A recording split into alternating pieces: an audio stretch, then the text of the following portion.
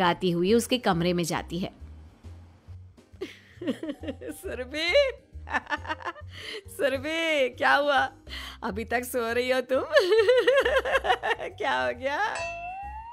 माँ जी, मुझे बहुत तेज बुखार आ रहा है। अच्छा। ठीक है, ऋतिक को बुलाती हूँ। माँ जी, मुझे बुखार आ रहा है और आप हंस रही हैं। अरे नहीं बहू, मैं कहाँ हंस रही हूँ। वो तो मेरी हंसी रोक ही नहीं रही है।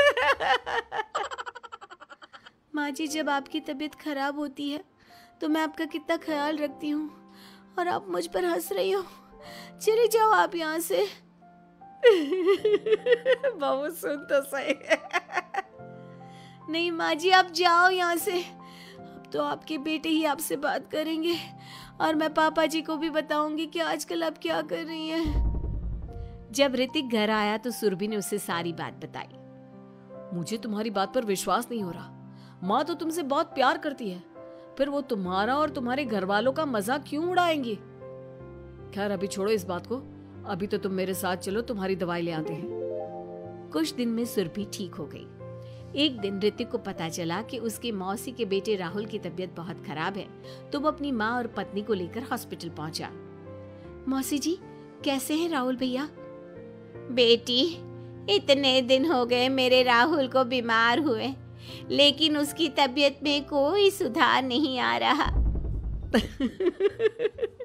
अरे छोटी, हुआ क्या है राहुल बेटे को? कुछ बता तो सही। माँ, आप हंस क्यों रही हो? कहाँ हंस रही हो बेटा? मैं तो अपनी बहन के बेटे के लिए परेशान हूँ। माँ, ये क्या तरीका है? रहने दे बेटा, ये तो मैंने सुना था कि मुसीबत में साया भी साथ छोड़कर चला जाता है। आज मैंने देख भी लिया। अरे नहीं बहन,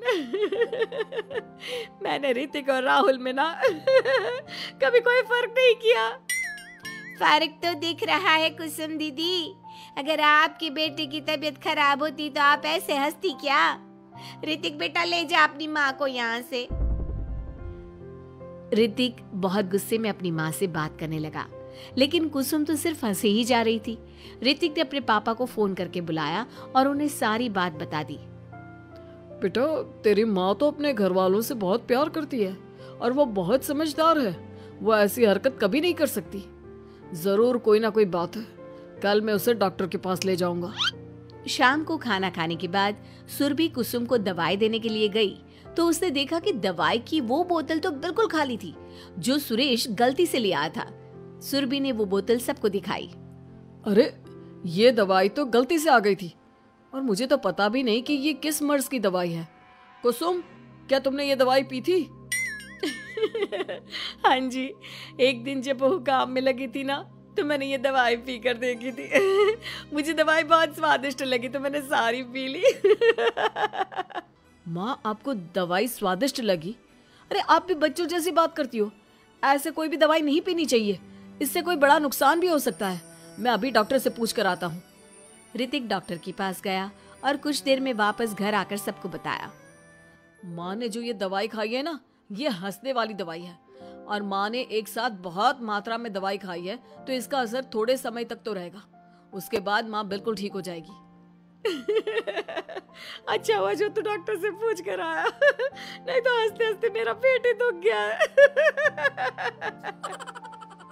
तुम जब तक पूरी तरह ठीक नहीं हो जाती घर पर ही रहना, और घर पर कोई मेहमान आए तो उससे बात मत करना। आप ठीक कह रहे हो, मैं ऐसा ही करूंगी। अब मैं बिल्कुल हंसूंगी। कुसुम की बात सुनकर सभी हंस पड़े।